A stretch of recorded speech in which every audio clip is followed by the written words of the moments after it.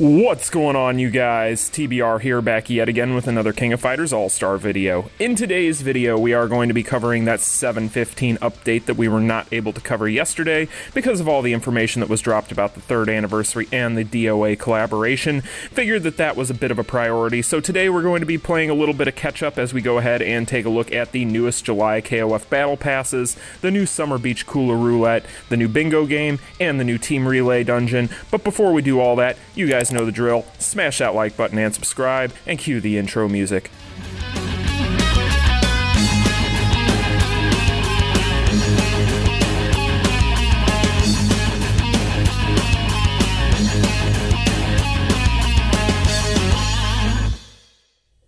Alright, you guys, so let's go ahead and start out with the bingo game. So this is going to be our bingo board this time around, and looking through this thing already, I can tell you guys that there's not going to be much here that should hold you back or slow you down. But as far as the rewards go, we are going to get a decent little chunk of rubies as per usual, so this is always going to be good for those, especially when we have an anniversary with a collaboration tethered to it right around the corner, so that's always good news. And then as far as the bingo row accumulation rewards this time around, well, those are going to be largely the same. So you're going to have, as far as the more interesting stuff here, you're going to have 2+ imprint stone boxes, and they will be selection boxes, which is a very nice welcome change. As always, if you guys are wondering which ones of these are going to be worth it, well, typically you are going to look at the Circle Plus imprint stones for the purples, because those are usually going to be useful for immortal dungeons in specific instances to keep certain characters alive. You can always go with the Square Yellow Plus imprint stone. That's always a nice option if you want that power charge. You can pretty much tell by the amount that I have in my inventory that I like that one a lot.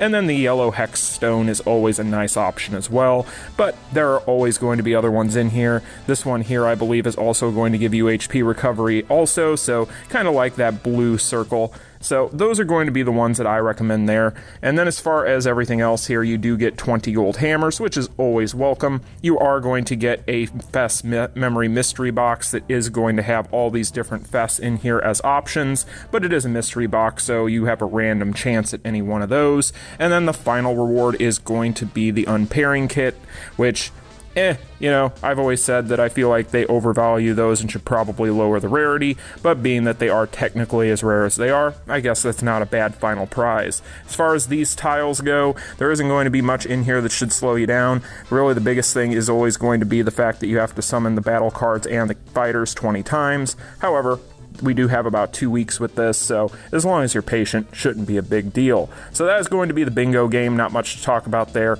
Pretty good stuff. Let's go ahead now and move over to the Summer Beach Kula Roulette.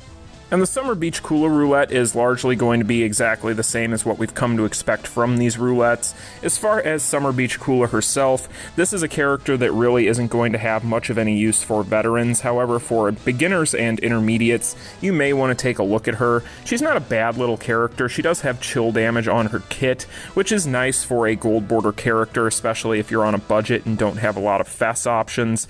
But she is going to be a character that you're largely going to toss aside and forget about over time. Keep that in mind in case you're wondering about going major for the memories for her and trying to invest in her in a big way. As far as getting the memories and so on and so forth, as always, if you go into your craft menu, you can craft these for 200 of her souls. You'll also have her 5 PG card here for 150 souls. These are going to be craftable for 19 days, kind of like what we saw with the Athena and Wonderland event, whereas this is only going to be available for 12 days, so you'll have a few additional days to do that. As far as getting these extra tickets, you can use the ads. I always recommend doing so. And then if you go over to your event tab, you are also going to have the ability to get more of these as well through the various means, as you'll see here, just by doing some of your dailies. So there's not much to really talk about here as far as this is concerned. One thing worth noting is you do get 2 for doing the Team Relay dungeon that we're about to talk about with Iori, but that's pretty much what there is to know about the Summer Beach Kula Roulette. Not much else goes into it. Just go ahead and try and do your best with it if you're a new player to get a few memories for her. Otherwise, if you're a veteran, my recommendation and what I always do is I always go for these plus capsule mystery boxes and just try to bingo on those, because there's a lot of value for me there because I can stockpile those pretty easily with these. But that is going to be that. Let's go ahead now and talk about the battle passes and see whether or not these are going to be worth our money this time around, or if it's better that we wait for the Dead or Alive collaboration. Now, when it comes to these different passes, my opinions on these are typically going to be the same. So if you take a look here, as far as the rewards for the $5 tier, I typically am going to recommend this to most anybody, especially Dolphins, because there is quite a bit of value here. However, I have started to devalue the Unified Banner tokens quite a bit, just based on recent history. I don't know that we're ever going to get to a point with that where we're going to start seeing major additions to that Unified Banner. So being that as it may, the way that it sits right now, if you are a new or a beginner player, this has a ton of value for you because you definitely want Unified Banner characters. You just don't necessarily want to use a bunch of rubies on the Unified Banner. So these are usually going to be a really good option, and I definitely recommend this as far as the value proposition is concerned, because $5 is $5. It's really not a major amount for what you're getting here, especially when you look at the value proposition of some of these tokens. Now, as far as the $50 one, this is when it gets a little bit ridiculous in my opinion. I really think that there is a lot of value here, especially when you look at this. I mean, there's a lot of different things in here that you would want. That Fest Fighter selector for the Volume 14 is really nice. You're going to get 2 memory selectors. You're going to get a ton of hammers. You're going to get a couple of imprint stone selection boxes, one for Starlight Stones and one for just any attack plus imprint stone, which is really good. There's a lot of value here, but to be honest with you guys, I do think we're going to get a Dead or Alive pass with the Dead or Alive collaboration. Maybe not the first week or two, but towards the end of it, they usually give us one. So I would wait and see. I really don't think this is worth $50 in light of that. I think if there weren't an anniversary or collaboration around the corner, that would be one thing. But another thing to really keep in mind, if you're in the market to spend money on the game, you may just want to wait in general, because typically around anniversary times, they do discount boxes or packages in the shop. So if you look in the shop around the anniversary, there might be some really good deals out there. And if you've already spent $50 on this, you may end up taking away from your ability to do that. But then again, I don't know what your bank account looks like. It's up to you guys. I just wouldn't recommend it. Not necessarily something this time around I see a lot of value in light of recent events and with things coming up around the corner. I think you should hold off. But with the $5 one, I think that one is fairly innocuous. You can go ahead and pick that one up and really not be out much. I think that that one's a pretty good deal, especially if you're a beginner. But for veterans, I do think that because it's kind of predicated upon the Unified Banner tokens as far as its value, I think you're probably better off as a veteran just holding off and not picking it up. But that is my opinion on these. That is pretty much what you're looking at there. So let's go ahead now. There's one last piece of this update that we do need to talk about. It's going to be over here in the Team Relay Dungeon tab, and it is of course going to be the Iori and Wonderland Relay. So let's go ahead and look at this. I'm going to get into a run, and we're going to talk about how this thing operates and if it is going to be much of a pain in your ass. Now, the first thing about this that you'll need to know is what the applied dungeon effects are going to be. So the first thing that you're going to see here is this is going to significantly decrease your power charge rate of all of your fighters.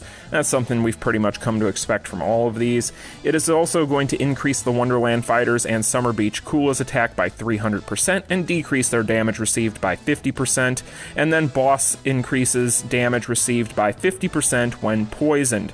So basically you're going to want to poison Iori, and that's kind of what you're looking at there. Now, as far as poison options, there are quite a few out there. However, it is not as much as some of these other dots, but I'll go ahead and show you guys something handy here. So if you go over to View More under your tabs here, you'll see that you can scroll through here, and if we go down to poison, we'll go ahead and click on poison there, and then that'll show us all of our poison characters. Now, if you take a look through here, there are going to be plenty of budget options as well. However, you're probably definitely going to want fast options. So any of the Unified Banner banner options for poison are typically going to be okay. My favorite one as far as that is concerned is probably going to be Leona for this. I think she's probably the best option. However, from there, as far as the unified banner options are concerned, you can take a look at Alice. You can go ahead and take a look at Lynn in a kind of real... If you don't have any other options, Lady Big's okay. But yeah, other than that, there's pretty much going to be a few other options down here that are miscellaneous that honestly aren't the greatest. You can probably get by with them if they're awakened high enough, but honestly, you just want to stick with this top row. So I would always pick Leona. It just comes down to what you have. If you have any of these options, and to be honest, it's really not going to be that difficult to begin with, because you are going to be able to use 9 characters total or 3 teams. So this isn't going to be anything too difficult, especially considering the fact that the cost that you can use for the cost limit is between 15 and 65. You really aren't going to be held back by much. So if you have maybe a BS or an SS or 2 laying around, this is going to be something you can largely fly through. But I'm going to go ahead and show you guys a run using a completely free-to-play team. I didn't even put cards on all of these characters, and I'm going to go ahead and show you guys what you're looking at with this run. Alright, so let's go ahead and take a look at this run. Now, the biggest thing that you'll need to know about this Team Relay boss is that he is going to be fairly annoying with his juggles. He can summon in minions, but you largely can ignore those. Those aren't that big of a deal. The biggest thing that you need to keep in mind is just try to sprinkle in a roll here and there periodically between rotations of your skills, because if he does catch you in a combo, it can slow you down in a significant way. That's probably the biggest point of contention with this boss from what I noticed. Now, it's always going to be dependent upon your awakening level of your characters and what characters you have available to you. However, I really do not think that many people are going to have huge issues with this as long as they can fill out a full team of 9 characters for this boss and be able to do so with at least halfway decent characters on their roster. You shouldn't have much of a problem. So when it comes to anything else here, really the biggest thing is just keep in mind the rules that you typically always want to keep in mind when it comes to any of these relay bosses or immortals. You really just want to keep trying to juggle your finishers as much as possible to keep the clock stopped and keep doing as much damage sustained over time as you can. So there's really not a whole lot else to know about it. If you have one really good team to start off with one poison character, like I'm doing here, I'm using my Leona, then you're not going to have much of a problem getting most of his HP bars off before you get to your next team, at which point they should be able to clean up the rest of the fight. If you're somebody that has a bunch of BS or SS characters, you can fly through this in seconds. I mean, you can take it down with one team, it won't be that big of a problem. So it really just comes down to where you're at as far as what you can do here, but just look for your team leaders to have synergy. Try to make sure that you are building teams correctly, and you really shouldn't have much of a problem. As you'll see here, we're going to take him down with 2 teams, and the second team was really just playing cleanup for the first one. So that is going to be the Iori and Wonderland Team Relay Dungeon. Then you're going to see the rewards here momentarily, but let's go ahead and hop back over to the home screen and finish this up. Well, there you have it, you guys. That is going to be the 7.15 update. Not a bad little update. I've seen a lot of people giving this update trouble, and I really do not see why, considering the fact that it's obviously a Tide Them Over update before the anniversary and the collaboration. Some people said that they could have been better, yada, yada, yada. To be honest with you, the entire team is probably so neck deep in Dead or Alive right now that they can't even see straight, so I wouldn't give them any trouble about this. This is a fine update. We're getting free rubies, we're getting free items, we're getting all kinds of stuff here. We have other stuff we can do now that's a little bit different from the normal that we've been used to with the BS Volume 3 events. So yeah, guys, I think that this is fine. This is just screams Tide Them Over right now, so that's fine. We could use a little bit of a lull, but that is pretty much going to be it for me today, guys. I will be back tomorrow with the Saturday Chat and Chill. Until then, you guys know the drill. Smash that like button and subscribe if you haven't already done so. I'll see you in tomorrow's video. Peace. Continue.